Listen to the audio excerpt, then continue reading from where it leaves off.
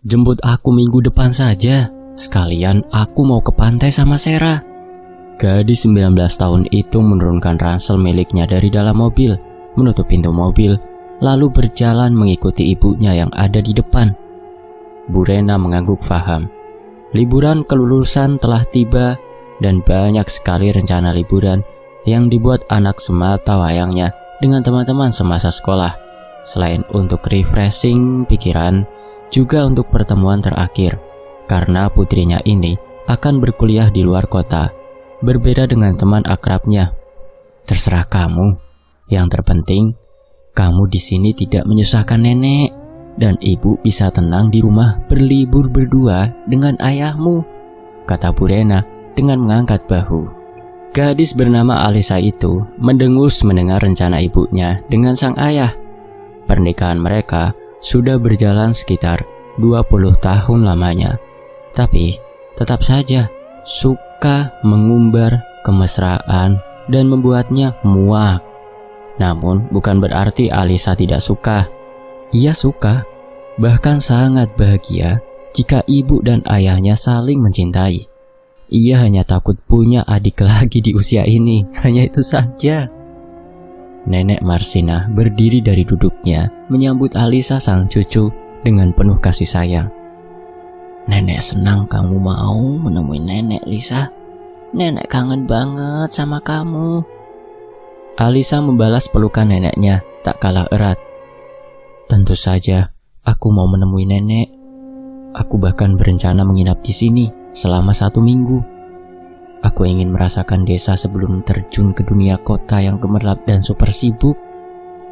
Bu Rena hanya tertawa mendengar perkataan putrinya yang melantur. Wanita parubaya itu menempatkan 2 kardus berisi sembako yang telah ia beli sebelum berangkat ke sini. Aku membawa beras, gula, minyak, dan kebutuhan yang lain. Maaf, aku bulan lalu belum sempat ke sini. Ujian Alisa dan urusan kantor sedikit hektik. Ibu dan anak itu saling berpelukan hangat. Nenek Marsina menjelaskan jika ia tidak apa-apa, karena bahan-bahan dapur masih ada, dan ia juga sering diberikan makanan oleh tetangga mereka. Jadi, Nenek Marsina menyuruh Bu Rena tidak terlalu memikirkan hal itu. Meninggalkan nenek dan ibunya yang berbincang di ruang tamu, Alisa membawa ranselnya ke dalam kamar miliknya yang ada di sana. Kamar milik ibunya yang menjadi miliknya acap kali menginap ke sini. Ranjang kecil dengan kasur dan sprei dingin yang membuat Alisa bernostalgia. Meja rias bersebelahan dengan jendela kayu dengan gorden kecil berwarna kelabu. Lemari kayu jati berdiri kokoh, tak termakan usia yang ada sejak Bu Rena masih kecil. Ranselnya ia tempatkan di atas ranjang, dan Alisa segera menghamburkan dirinya di sprei yang dingin. Enaknya, rasanya kayak balik ke rumah, ucapnya secara tidak sadar. Bu Rena masuk ke dalam kamar, mengingatkan anaknya sekali lagi, lalu berpamitan pulang, sebab ia masih ada pekerjaan yang belum ia selesaikan di kantor. Alisa menanggapi ibunya dengan lambaian tangan dan ia tertidur begitu saja. Pukul 5 sore, Alisa terbangun karena suara gaduh yang berasal dari luar. Ia bangkit dengan kepala pusing dan mata berat. Itu siapa sih? Berisik amat. Turun dari ranjang, Alisa melangkah melewati dapur dan melihat pintu belakang yang terbuka. Itu berarti neneknya ada di sana. Dan benar saja, saat Alisa keluar, matahari akan tenggelam.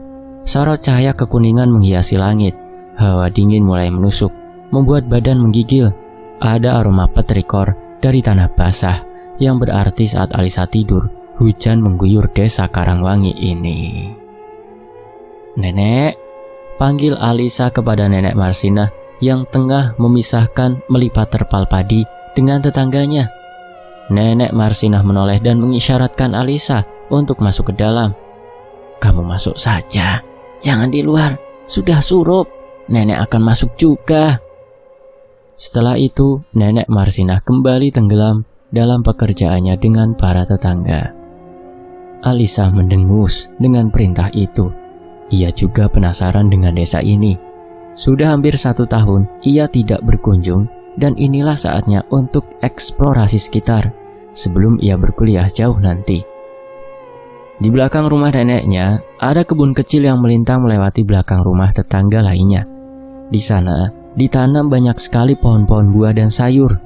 Di belakang kebun ada semacam jurang yang cukup dalam, ditumbuhi dengan rumpun bambu yang kecil dan panjang. Bambu itu bergoyang mengikuti alunan angin. Alisa terus memacu langkahnya, mendekati jurang. Beberapa saat ia berjalan, suara kucing terdengar di telinganya. Meow. Kucing itu kembali mengeong. Alisa berhenti berjalan. Kepalanya menoleh ke kanan dan kiri mencari sumber suara. Dari balik semak-semak, timbunan dahan pohon yang dipotong bergerak kecil. Alisa melangkah mendekat, menyibak tumpukan dahan dengan cukup susah dan menemukan sumber suara tadi. "Halo Pus," sapanya pada seekor kucing kecil dengan bulu hitam lebat, dengan mata kuning yang menyorot garang. Bukannya takut, Alisa malah membawanya ke gendongannya dan mengelusnya lembut. "Nama kamu siapa? Kamu pasti tersesat ya?" Ketika kucing itu kembali mengeong, gendang telinga Alisa berdenging menyakitkan dan tanpa sengaja menjatuhkan kucing tersebut ke tanah. Jerit kucing itu dan berlari kencang ke arah tumpukan padi. Sebelum kucing itu melarikan diri lebih jauh, Alisa kembali mendapatkannya dan membawanya ke pelukannya. "Kamu jangan lari, nanti semakin tersesat," peringatannya dengan suara kecil. "Aku bawa kamu saja ya, menunggu pemilikmu mencari. Kasihan nanti kalau kamu pergi jauh." Sementara itu, rintik hujan mulai berjatuhan. Alisa mendongak, menatap matahari yang sudah tenggelam sempurna. Angin dingin membelai kulitnya dengan tajam. Aroma malam yang terasa asing menyengat di hidungnya. Rumpun bambu yang berdempet itu mulai terlihat menakutkan. "Serem banget sih," gerutu Alisa yang menyadari kengerian yang ia lihat. "Alisa!" Alisa menoleh ke belakang. Ia mendengar neneknya memanggil dirinya. Tidak ingin membuat neneknya mencarinya kemana-mana, dan hujan yang turun semakin deras. Alisa segera berlari melewati kebun belakang dan masuk melalui pintu belakang. Di dalam dapur, ia tidak menemukan sang nenek. Jadi Alisa segera membawa kucing tersebut ke kamarnya dan menempatkannya di sana. "Lisa, kamu di mana, Nak?" Nenek Marsina melangkah memasuki rumah dengan membawa buah delima di dalam keranjang plastik. Wanita tua itu menutup pintu rumah, menarik gorden, menghindari percikan air hujan masuk. "Aku di sini, Nek," sahut Alisa cepat dari dalam kamar. "Pus, kamu diam di sini dulu ya," peringatnya pada kucing tersebut. "Nanti aku kesini lagi." "Meow," jawab kucing tersebut. Kepala kecilnya melenggok ke samping. Kaki kanannya terangkat menggaruk ujung telinga. Hal itu membuat Alisa gemas dan mengelusnya dengan tak sabar. Setelah itu barulah ia keluar dari kamar. Ketika pintu kamar tertutup, mata kucing itu berubah merah darah. Gigi taringnya yang mungil terlihat ketika ia mengeong kecil. "Nenek dapat dari mana?" tanya Alisa melihat buah delima yang sangat jarang ia makan. Nenek Marsina duduk membukakan satu delima yang berwarna kemerahan, yang manisnya terasa kuat di lidah pada cucunya. Lalu kemudian ia mempersiapkan makan malam. "Ada tetangga tadi yang pulang dari tambak, terus kasih nenek itu." "Loh, nenek dari luar?" tanya Alisa heran. "Nenek bukannya panggil aku dari belakang tadi?" "Nenek memang panggil kamu, tapi bukan di belakang, melainkan dari depan. Nenek baru dari rumah tetangga," jelas Nenek Marsina dengan suara meyakinkan. Alisa menggigit lidahnya kecil. Kalau bukan nenek yang memanggilnya tadi, lalu siapa? Setelah makan malam, Alisa kembali ke kamarnya. Suasana pedesaan yang asri dan jauh dari hiruk pikuk industri atau jalan raya. membuat Alisa menjadi tenang. Ia membuka pintu kamar yang langsung disambut oleh erangan kucing hitam itu. Kucing itu menempelkan kepalanya pada kaki Alisa dan mengusap-usapnya seraya berputar kecil.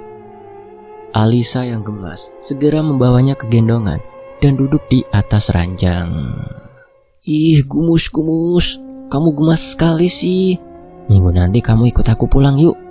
Nanti waktu aku kos, aku jadi tidak kesepian, ujarnya senang. Mata kucing itu berkilat sebentar. Alisa terkagum kecil. Jika biasanya mata kucing akan terlihat mengkilap atau menyala di dalam kegelapan, tapi kucing hitam ini berbeda, dan karena itulah Alisa semakin yakin untuk membawanya pulang. Pukul 9 malam, Nenek Marsina sudah tidur dan Alisa berencana untuk menelpon temannya yang bernama Sarah untuk liburan mereka minggu depan. Di tengah-tengah percakapan mereka, Sarah bertanya sesuatu yang aneh.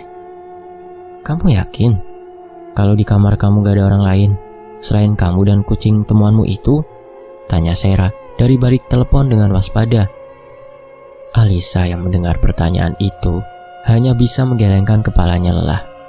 Kucing itu telah tertidur di bawah ranjang dengan alas baju-baju ibunya yang tak terpakai yang hangat. Iyalah, di sini cuma ada aku sama kucing, tapi kucingnya lagi tidur, balas Alisa sedikit kesal. Memangnya kenapa sih? Kamu sudah tanya itu 3 kali loh. Iya, gimana gak nanya? Ini dari awal kamu ngomong pasti ada suara kayak geraman gitu. Atau yang terakhir tadi suara orang bicara. Akan tetapi bicaranya tidak jelas. Aku tidak bisa paham dia ngomong apa. Sejenak Alisa menatap pada sekeliling kamarnya. Jendela telah tertutup dan gorden juga telah diturunkan. Semua barang-barangnya sudah masuk ke dalam lemari dan tertata rapi. Selain itu, tidak ada lagi yang mencolok di kamar ini. Kamu jangan nakutin aku deh. Aku gak nakutin, tegas Sarah dengan nada kesal. Sebaiknya kamu cepat tidur deh. Besok cari siapa pemilik kucingnya. Siapa tahu itu kucing jadi-jadian. Mendengar itu, Alisa tidak terima. Kok kamu bilang gitu sih? Itu kucing lucu. Ya terserah, putus Sarah pada akhirnya. Menurunkan rasa kesal masing-masing, mereka kembali membicarakan tentang liburan dan membuat suasana hati mereka membaik. Tak terasa, mereka langsung tertidur begitu telepon diputus oleh Sarah. Ponsel Alisa tergeletak begitu saja dengan baterai lemah di sisi ranjang lainnya. Entah pukul berapa malam itu, Alisa mendengar suara berisik yang membangunkannya. Dengan kesadaran yang belum penuh, gadis itu mendongak menatap ke arah langit-langit kamarnya. Dari dalam plafon terdengar bunyi tap, tap, tap berulang kali. Seperti ada yang berjalan di dalam sana. Suara itu terus terdengar, membuat Alisa meningkatkan kewaspadaan. Ia mengambil ponselnya yang hampir mati dan melihat pukul berapa sekarang. Jam 3 pagi, kata Alisa serak. Ini kan jam-jam tikus berkeliaran. Mungkin saja dia lagi cari makan. Menanamkan pikiran positif dalam otaknya, Alisa bergerak mematikan lampu yang berada di samping pintu kamar. Ia melihat kucing hitam itu tertidur pulas dan ia juga berusaha kembali terpejam. Namun, baru sebentar Alisa memejamkan mata, ia mendengar suara lagi. Kali ini suaranya berupa seperti mengunyah benda keras dengan sangat kuat. Alisa kembali bangkit dari tidur. Ponselnya yang tidak ia cas, ia ambil dan menyalakan senter. Ia arahkan senter ponsel tersebut ke sekeliling, dan tentu saja ia tidak melihat ada yang mencurigakan. Meskipun Alisa mencoba bersikap berani dan tanpa takut, tetap saja di benaknya ia merasa takut. Keringat turun membasahi dahinya, jantungnya memompa lebih cepat, memacu adrenalinnya semakin tidak karuan. Siapa itu? Alisa bisa mendengar suaranya yang bergetar. Tidak ada jawaban. suara kunyahan tulang keras itu kembali terdengar dan kali ini sangat jelas, dan Alisa merasa sumber suara tersebut dari bawah ranjangnya. Di saat seperti ini, Alisa jadi mengingat adegan film horor yang berhubungan dengan kolong ranjang tempat tidur. Ia menggerang takut. Seharusnya ia tidur saja di kamar neneknya kalau harus mengalami hal semacam ini. Bayangan ada kuku panjang dan rambut panjang menjuntai dengan wajah penuh darah tergambar di benak Alisa. Ia beringsut ke ujung ranjang dekat dinding kayu kamar. Dalam ketakutannya, ia menghubungi nomor ibunya berulang kali, hingga pada sambungan keempat teleponnya diangkat. "Halo nak, kenapa telepon malam-malam?" Bu Rena mengangkat telepon dengan suara serak. Sangat bisa ditebak jika beliau tadinya sudah tertidur dan terbangun karena telepon dari sang anak. "Ibu," panggil Alisa dengan suara bergetar. "Kayaknya di kamarku ada hantunya, Bu." Kening Bu Rena terkerut. Wanita itu menatap jam dan mendesah kecil. "Sayang, ini jam 3 pagi. Wajar kalau kamu merasa ketakutan karena tidur sendirian di kamar yang jarang ditempati. Tapi nak, gak ada yang namanya hantu. Itu kamar ibu dari kecil sampai besar dan gak ada yang aneh-aneh." "Ibu, aku serius. Ada seperti suara orang mengunyah tulang. Bunyinya krok-krok. Itu ada di bawah kolong ranjang, Bu." Oke, putus Bu Rena. "Sekarang kamu turun dari ranjang.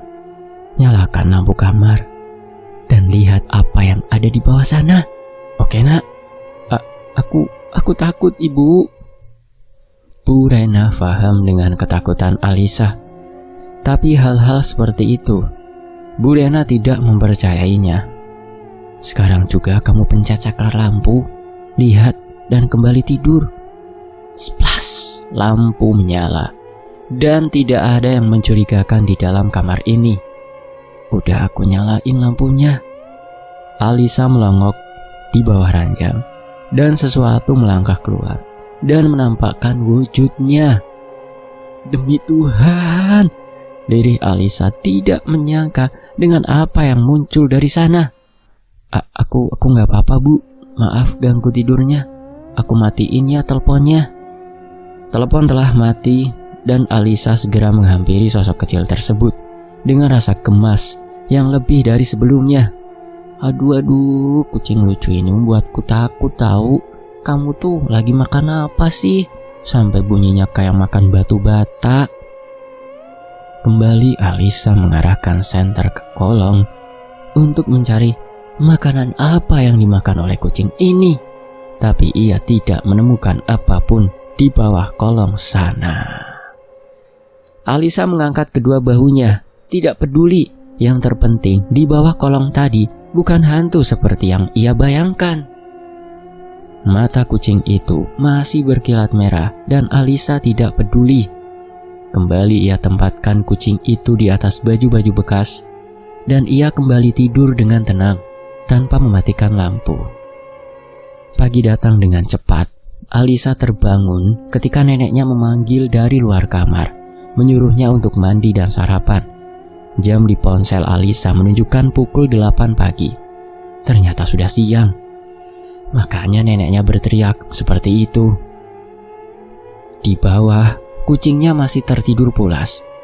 Alisa membiarkannya dan ia bersiap untuk mandi dan bersih-bersih. Menu sarapan pagi ini adalah nasi uduk dengan ikan asin dan sambal bawang yang pedas. Alisa sangat menyukai rasa pedas, hingga ia mencolek semua sambal dicobek dengan menggebu-gebu. Nenek Marsina hanya tertawa senang melihat cucunya lahap memakan masakannya. "Setelah ini nenek mau ke ladang. Kamu mau ikut?" tanya nenek Marsina sembari merapikan piring-piring bekas. Alisa terdiam sebentar. Ia bangkit dari duduknya lalu membantu nenek Marsina mencuci piring. Hari ini, ia berencana menyusun ulang jadwal liburannya dengan Sarah tentang destinasi, transportasi, serta anggaran yang akan mereka keluarkan. Juga tentang kucing hitam itu. Alisa harus memberikannya makan. "Mbak, aku mau tidur aja seharian," kata Alisa menjawab pertanyaan neneknya. Rumah menjadi lengang.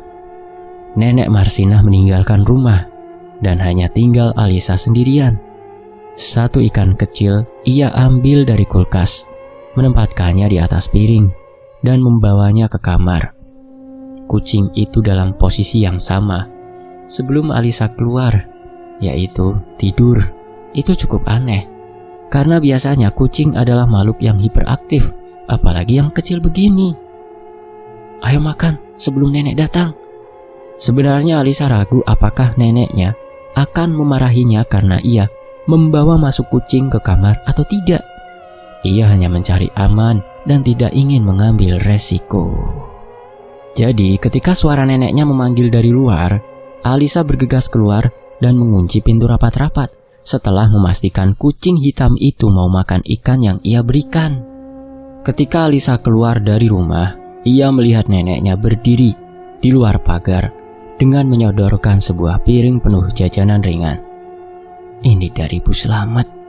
Dia ingat kamu suka kue cucur, jadi dibuatin semalam," kata nenek Marsinah pada Alisa. "Wah, bener," timbal Alisa dengan senang hati. Piring itu beralih ke tangannya, matanya berbinar melihat jajanan yang hanya ia makan di sini, karena di kota jarang ada yang menjualnya. "Udah makan aja, habisin. Tidak perlu nunggu nenek makannya, ya. Sudah, nenek balik dulu ke sana." Nenek Marsinah pergi kembali dan Alisa masuk ke dalam kamarnya. Baru saja ia akan membuka pintu, suara kunyahan tulang itu kembali terdengar di telinganya. Ini masih siang bolong dan Alisa cukup berani. Ia ambil sapu dari dapur untuk jaga-jaga. Siapa tahu ada hewan buas yang menyelinap ke kamarnya dan bertahan di sana selama semalaman. Pintu terbuka perlahan. Suara kunyahan itu mendadak hilang total. Alisa terdiam di tengah-tengah dengan gagang sapu di tangannya. Di sana tidak ada hewan apapun, yang ada hanya kucing kecil tersebut yang telah menyelesaikan makan dan kembali tidur, bergelung nyaman pada baju hangat yang menjadi alasnya tidur. "Perasaan baru sebentar aku tinggal. Udah habis aja itu satu ikan. Kecil sih, tapi cepet banget makannya."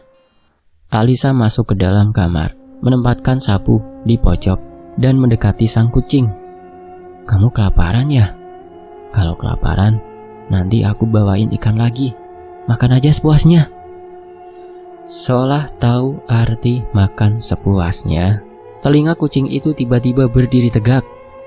Pupil matanya menyorot tajam pada Alisa dengan warna kuning buram. Kepalanya bergerak mengikutinya. Alisa yang duduk di atas ranjang dengan bermain ponsel. Setelah itu, ia kembali mendengkur, menikmati waktu sebelum makan sepuasnya. Malam datang. Nenek sudah pulang sore tadi dan memasak rawon yang menurut Alisa adalah rawon terenak yang pernah ia makan. Selepas makan, ia memastikan neneknya telah masuk kamar dan ia bergegas mengambil satu ikan yang cukup besar di freezer dan membawanya ke kamar. Kucing itu makan dengan lahap. Gigi taring kecilnya merobek daging ikan yang masih beku itu dengan sangat mudah. Alisa membiarkannya. Ia mengambil ponsel yang ia cas. Sore ini, pukul 4, ia sudah mempunyai janji menelpon Sarah untuk membahas tentang liburan mereka yang terdengar sangat menyenangkan. Bahkan setelah berulang kali mereka bahas. Tak terasa, Alisa tertidur begitu saja pukul 5 sore karena perutnya yang penuh dan membuatnya tertidur cepat dan begitu lelap. Samar-samar ia mendengar suara geraman kucing di telinganya. Alisa melambaikan tangan di sekitar telinganya dan berusaha untuk tidur kembali. Namun, semakin ia mengabaikan geraman itu, suaranya semakin keras dan membuatnya terganggu. Di dalam kamar gelap total karena Alisa tadi tidur sore hari dan belum sempat menyalakan lampu. Gadis itu berjalan berjinjit menahan rasa dingin di telapak kakinya. Cetak! Lampu menyala, menerangi seluruh ruangan. Tidak ada lagi suara geraman itu dan Alisa tidak ingin memikirkannya. Namun, ketika ia menunduk ke arah tempat kucing tadi, si kucing sudah tidak ada di sana. Alisa merasa jantungnya berhenti berdetak 1 detik. Ia buru-buru mencari ke seluruh ruangan, di kolong ranjang, sela-sela nakas, bahkan sampai isi lemari ia buka, tapi hasilnya nihil. Kucing itu tidak ada di dalam sini. Alisa pasrah dan khawatir. Ia baru saja duduk di ranjang ketika suara barang pecah terdengar dari arah dapur. Astagfirullah. Itu suara Nenek Marsinah. Alisa langsung membuka pintu dan bergegas pergi keluar kamar. Di lantai dapur, ada jejak-jejak kecil penuh lumpur dari arah kamarnya sampai ke dapur. Keadaan dapur kacau. Piring-piring berantakan, pintu kulkas terbuka lebar. Air mengalir dari wastafel dan seekor kucing kecil hitam yang meringkuk di bawah meja dapur dengan sepotong ayam yang ia makan. Nenek Marsinah mematikan keran, mengambil sapu, dan akan memukul kucing tersebut. "Nenek, jangan, Nek!" teriak Alisa seraya berlari memegang gagang neneknya. "Jangan dipukul, Nek!" Kening Nenek Marsinah mengerut. Ia adalah pribadi yang hangat, tenang, dan sabar. Biasanya, jika ada keributan apapun, nenek akan dengan santai dan sama sekali tidak berbuat kekerasan. Tapi malam ini, Alisa merasa berbeda. "Kamu ini kenapa? Kucing itu sudah mengobrak-abrik dapur nenek. Lihat semua ini," desis nenek dengan amarah yang menggumpal. Mata Nenek Marsinah melihat ke arah kucing tersebut dengan kaget. Ketika kucing itu menoleh dan menatapnya dengan mata berkilat merah. "Demi Allah, bagaimana kucing jadi-jadian ini bisa masuk?" Nenek Marsinah menyingkirkan cucunya, lalu memukul dengan sangat keras pada kucing tersebut. Kucing ini sedari awal sama sekali tidak mengeluarkan suara apapun. Bahkan sampai gagang sapu itu memukul telak dan daging ayam terlepas dari mulut kecilnya, kucing masih tidak bersuara. Yang terdengar hanya desisan dan teriakan. Teriakan Alisa yang menyuruh neneknya berhenti memukul. "Kasihan, Nek. Jangan dipukul kucingnya, Nek." Alisa masih terus mencoba menghentikan neneknya. Nenek Marsinah mengambil daging tersebut dan melemparkannya ke atas meja dapur. "Jangan bilang kamu yang masukin kucing itu ke dalam rumah." Iya, aku yang masukin kucing itu ke rumah, Nek." Nenek Marsinah merasa bulu kuduknya merinding hebat. "Sejak kapan?" Sejak kemarin-kemarin, Nek," jawab Alisa tegas. Kucing itu ia ambil dan digendongnya erat. "Lepaskan kucing itu, Lisa. Dia bukan kucing biasa seperti yang kamu bayangkan." Nenek Marsinah merebut paksa kucing itu dari tangan cucunya. Ia tenteng dengan satu tangan dan menunjukkannya ke depan wajah Alisa. "Kamu lihat matanya baik-baik. Merah ini bukan sembarang merah. Ini kucing jadi-jadian, Lisa." "Nek, tidak ada yang namanya kucing jadi-jadian itu, Nek. Kalau matanya merah, ya memang merah. Bukan berarti semua yang merah itu jadi-jadian, Nek." Alisa sama sekali tidak ingin menyerah. Nenek Marsinah menggelengkan kepalanya pelan. Nafasnya berhembus berat. Ia telah melakukan sesuatu yang fatal. Seharusnya ia mewanti-wanti cucunya untuk bersikap hati-hati di sekitar daerah sini. Sejak kecil, memang Alisa dilarang untuk pergi ke belakang rumah. Kalau kucing ini Alisa yang membawa masuk, sudah pasti gadis itu telah pergi ke sana. "Kamu gak akan paham, Lisa," putus Nenek Marsinah. "Lebih baik kamu ke kamar. Kita bersihkan ini besok saja." Alisa masih ingin membantah, tapi neneknya keburu keluar melalui pintu dapur, meninggalkan dirinya yang tidak tega terhadap kucing tersebut. Langkah Nenek Marsinah mantap dan penuh amarah. Kegelapan yang ada di depannya sama sekali tidak membuatnya takut. Setibanya di jurang belakang kebun, ia lemparkan kucing hitam bermata merah itu dengan keras. "Jangan sekali-kali kamu berani masuk ke dalam rumahku, apalagi mencoba mendekati cucuku. Dasar makhluk rendahan." Kata-kata tajam Nenek Marsina bagai membelah angin dingin malam yang pekat. Keberaniannya sangat kontras dengan aura perlawanan yang dipancarkan oleh kucing hitam tersebut. Bau amis karat dan sampah gosong menyambangi hidung Nenek Marsina. Dengan acuh tak acuh, wanita tua itu berbalik badan dan melangkah cepat pergi dari sana. Setiap langkahnya, Nenek Marsina mendengar jelas geraman-geraman penuh kemarahan sampai ketika ia menutup pintu. Suara tersebut baru berhenti total. "Semoga Allah melindungi kita semua." Dari dalam kamar, Alisa menelpon ibunya dengan tangisan, mengadukan tentang neneknya yang kejam dan kucing yang ia temukan. "Pokoknya jemput aku besok. Aku nggak mau di sini lama-lama. Jangan lupa bawa selimut kucingku, biar kucingnya nanti tidak kedinginan." Ya, Alisa berencana untuk membawa kucing tersebut ke kota dan jadi teman kosnya. Bu Rena memijit kepalanya yang terasa pening. "Oke, besok ibu jemput. Tapi kamu harus diam di kamar dan jangan kemana-mana malam ini." Sambungan telepon terputus dan Alisa menghapus air matanya. Perkataan ibunya yang menyuruhnya diam di kamar tidak ia dengarkan. Alisa mengenakan jaket miliknya, lalu mengambil senter kecil di dapur dan pergi keluar dari rumah lewat pintu belakang. Hamparan kegelapan tersaji di depannya. Udara dingin menggigit tidak menghentikan Alisa yang terus berjalan melewati kebun hingga sampai di jalan landai dekat jurang. Sinar senter yang redup berkedip-kedip pelan menyorot pada hamparan bambu yang ada di depan sana. "Pus, kamu di mana, Pus?"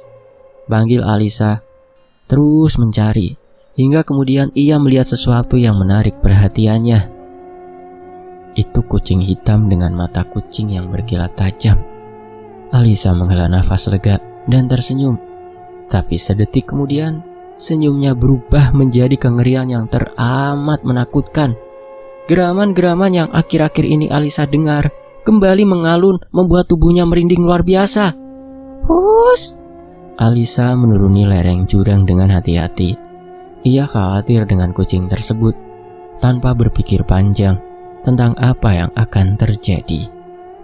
Sedetik kemudian, tubuh kecil itu berkedut dengan hebat. Tulang-tulang kecilnya berderak patah dengan suara yang menyakiti telinga. Suara yang sama yang didengar oleh Alisa malam kemarin. Ternyata itu bukan dari kunyahan tulang, melainkan patahnya tulang sedikit demi sedikit yang kemudian tubuhnya memanjang. Bulu kucing hitam itu perlahan rontok, digantikan oleh daging merah penuh otot basah tanpa kulit yang merenggang tinggi. Jerangkong merah. Tatkala sosok itu berbalik badan, dia bukan lagi kucing kecil dengan mata kuning buram, tapi sesosok jerangkong merah yang tingginya setinggi pohon jambu. Wajahnya hancur setengah, tanpa hidung. Matanya seperti mata kucing berwarna merah darah sebesar bola kasti, menatap penuh rasa lapar pada Alisa. Alisa terpaku, tidak bisa berteriak, tapi ia segera menaiki jurang dan berlari ke arah kebun. Namun tangan-tangan panjang penuh otot berlumuran darah memanjang, menariknya masuk ke dalam jurang yang gelap dan tidak berdasar. Beberapa jam kemudian, Alisa tidak tahu berapa lama ia berada di antara sadar dan tidak. Yang ia rasakan pertama kali hanyalah bau tanah basah bercampur anyir darah menusuk sampai ke dada. Tubuhnya terasa ringan, tapi juga nyeri di banyak bagian, seperti baru saja diseret jauh lalu dibanting berkali-kali. Matanya terbuka perlahan. Ia terbaring di dasar jurang, di antara akar-akar bambu yang menjulur seperti jari-jari kurus. Cahaya bulan turun pucat dari sela daun, cukup untuk memperlihatkan sekeliling. Tidak ada jerangkong merah itu lagi. Tidak ada suara geraman, hanya sunyi yang menekan berat, seperti nafas orang tua yang sekarat. Alisa mencoba bergerak, kakinya gemetar, tapi masih bisa digerakkan. Tangannya lecet, pakaiannya robek, tapi ia masih hidup. Alhamdulillah, lirihnya. Suaranya hampir tak keluar. Ia tidak ingat bagaimana bisa lepas. Yang ia ingat terakhir hanyalah tarikan kuat, rasa sakit yang membuat dunia berputar, lalu gelap. Seolah ada sesuatu atau seseorang yang menariknya kembali, bukan ke bawah, tapi ke samping, ke tempat aman. Dengan sisa tenaga, Alisa merangkak mengikuti lereng jurang yang lebih landai. Berkali-kali ia tergelincir, kukunya patah, lututnya berdarah, tapi ia terus naik, sampai akhirnya ia merasakan tanah datar dan rerumputan. Tangis Alisa pecah saat melihat siluet rumah tua itu. Lampu dapur menyala, pintu belakang terbuka. "Nek," panggilnya lemah. Sesosok tubuh renta berlari tertatih keluar. Nenek Marsina membeku sesaat melihat kondisi cucunya, lalu segera memeluknya erat tanpa kata. Ya Allah Lisa." Suara neneknya pecah. Tangannya gemetar memeriksa tubuh Alisa. "Kamu masih hidup, alhamdulillah." Malam itu Alisa hanya bisa terbaring lemah di ranjang. Setelah luka-lukanya dibersihkan dan tubuhnya diselimuti, ia akhirnya tertidur karena kelelahan. Jeritan malam dan bayangan jerangkong merah masih mengejar dalam mimpinya. Pagi harinya, ketika matahari sudah cukup tinggi, Alisa terbangun. Nenek Marsina duduk di samping ranjang. Wajahnya pucat dan terlihat jauh lebih tua dari biasanya. "Nek," Alisa membuka suara pelan. Nenek Marsina menarik nafas panjang. "Kamu pasti mau tahu kan makhluk apa itu?" Alisa mengangguk. Wanita tua itu menatap jendela ke arah rumpun bambu yang bergoyang pelan. "Jerangkong merah itu bukan hantu baru, Lisa. Dia sudah ada sejak nenek masih gadis di sini." Nenek mulai bercerita, suaranya berat, seolah setiap kata adalah beban yang lama dipendam. "Dulu, jurang itu bukan sekedar jurang. Itu tempat pembuangan. Pada masa paceklik dan kekacauan, ada orang-orang yang serakah, ingin cepat kaya, ingin selamat sendiri. Mereka membuat perjanjian dengan makhluk penunggu tanah di sini. Tumbalnya manusia, anak-anak yang tidak diakui, orang-orang sakit yang dianggap beban. Mereka dilempar hidup-hidup ke jurang itu. Darahnya meresap ke tanah, tulang-tulangnya menumpuk, dagingnya jadi makanan makhluk gaib. Jerangkong merah itu," suara nenek bergetar, "adalah wujud dari rakusnya manusia. Tulangnya dari manusia, dagingnya dari perjanjian yang dilanggar. Dia tidak punya kulit karena dia bukan makhluk yang pantas hidup di dunia." Alisa menelan ludah. Lalu kucing itu, Nek?" tanyanya lirih. Nenek Marsina menunduk. "Itu umpan. Dia sering berubah jadi anak kucing, kadang jadi ayam, kadang jadi suara orang memanggil. Dia cari yang hatinya lembut, yang gampang kasihan. Kalau sudah dekat, baru dia ambil." Alisa menggigil mengingat betapa ia membela makhluk itu mati-matian. Nenek dan orang-orang tua di desa ini sudah lama menutup jurang itu dengan doa dan larangan. Tidak boleh ke belakang rumah saat surup, tidak boleh membawa pulang hewan dari sana. Nenek menatap Alisa dalam-dalam. "Tapi kamu melanggar semuanya." Air mata Alisa mengalir. "Terus, kenapa aku bisa selamat, Nek?" Nenek Marsina terdiam lama, lalu ia menggenggam tangan Alisa erat. "Karena ibumu, darahnya. Dia lahir di rumah ini, besar di sini. Perjanjian lama itu tidak bisa menyentuh keturunan yang tidak ikut menikmati hasilnya. Makhluk itu marah, tapi tidak berhak memiliki kamu sepenuhnya." Alisa terisak pelan. "Setelah ini kamu pulang ke kota," lanjut Nenek Marsina tegas. "Jangan pernah kembali ke jurang itu, jangan cari tahu lagi. Ada hal-hal yang memang sebaiknya dibiarkan terkubur." Siang itu, Burena datang menjemput Alisa. Mereka pergi tanpa menoleh lagi ke belakang rumah nenek. Rumah nenek kembali sunyi, seperti sedia kala. Namun setiap malam ketika angin berembus dari arah rumpun bambu belakang, terdengar suara retakan pelan seperti tulang yang bergeser di dalam tanah. Dan Nenek Marsina tahu jerangkong merah itu belum pergi. Ia hanya menunggu. Selesai. Demikianlah sebuah kisah. Semoga terhibur. Wen Antoni pamit. Sampai jumpa di kisah berikutnya. Wassalamualaikum. Alhamdulillah.